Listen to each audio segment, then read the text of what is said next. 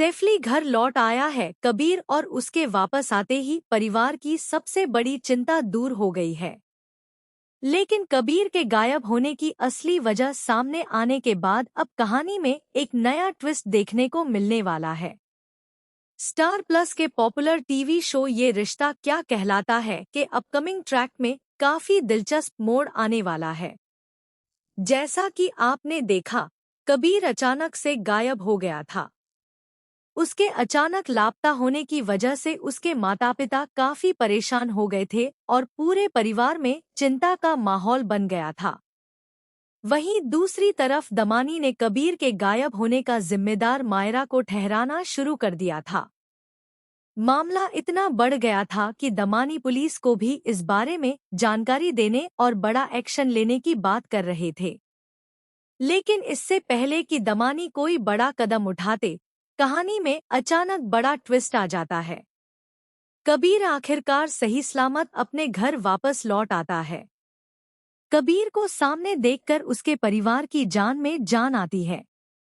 खासकर उसकी मां, जो उसके गायब होने के बाद से बेहद परेशान थी, अपने बेटे को सुरक्षित देखकर काफी राहत महसूस करती है। इसके बाद कबीर अपने परिवार को बताता है कि आखिर वह इतने समय तक कहाँ था। कबीर के मुताबिक उसका फोन स्विच ऑफ हो गया था और वह किसी जरूरी काम से बाहर गया हुआ था। इसी वजह से वह किसी को भी अपने बारे में जानकारी नहीं दे पाया। कबीर की ये बात सुनकर उसके माता-पिता को थोड़ी तसल्ली मिलती है। कम से कम अब ये साफ हो जाता है कि कबीर के साथ किसी तरह की अनहोनी नहीं हुई थी और वह पूरी तरह सुरक्षित है। लेकिन दोस्तों, कबीर की घर वापसी से एक और बड़ा सवाल खड़ा हो गया है। कबीर के गायब होने के बाद दमानी ने जिस तरह से पोदार परिवार पर आरोप लगाए थे, खासकर मायरा को इस मामले में जिम्मेदार ठहराया था, अब उसके बाद माहौल काफी बदलने वाला है। अब जब कबीर खुद वापस आ चुका है और उसने अपने गायब होने की वजह भी साफ कर दी है, तो दमानी के लगाए हुए आरोपों पर सवाल उठना तय है।